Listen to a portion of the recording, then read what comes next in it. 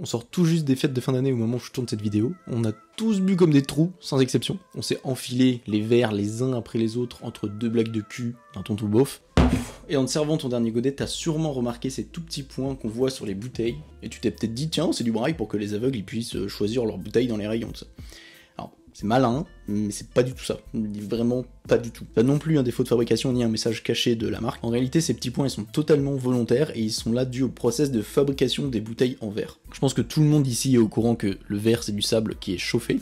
Enfin, grossièrement, parce qu'il y a aussi du carbonate de sodium, du verre récupéré et un peu de calcaire à l'intérieur. Enfin bref, tout ce gros tas de sable, on le fait chauffer dans un énorme four entre 1300 et 1500 degrés, qui est la température de fusion du verre. Et c'est là qu'il va devenir à moitié visqueux. Il va ensuite être versé pour être découpé en mini-boules par une machine qui s'arrête jamais, qui fonctionne 7 jours sur 7, 24/24, toute l'année. Et c'est là que tout va se créer. La magie des bouteilles en verre commence et le mystère des petits points sur les bouteilles va être résolu. Ces mini-boules, elles sont balancées dans une espèce de toboggan pour être préformées. Et ensuite, directement après, elles sont soufflées à pleine balle dans le moule de la bouteille. C'est exactement comme si tu soufflais dans un ballon. C'est le même procédé. Et c'est à ce moment-là que les petits points vont apparaître. En fait, dans le moule de la bouteille, il y a des gravures qui indiquent plein de trucs. Donc ça peut être le volume de la bouteille, donc 75 centilitres, 50 centilitres, etc. Et parmi toutes ces gravures, il va y avoir des petits points qui sont en réalité rien d'autre que l'identité du moule de fabrication. D'ailleurs, désolé, mais je vais niquer ton enfance parce que c'est exactement le même principe pour les âges qu'il y a au fond des verres. On regardait tous quand on était gamin, j'ai 13 ans, j'ai 44 ans, j'ai 28 ans.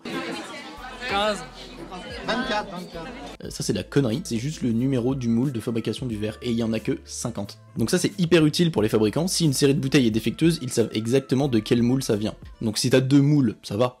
Mais si t'en as 300, c'est peut-être mieux de savoir lequel a le problème pour le régler assez rapidement. Donc il faut remplacer hyper rapidement pour pas casser la cadence de l'usine. D'ailleurs, autre chose, j'ai un petit tips pour toi si tu veux sabrer des bouteilles de champagne mousseux.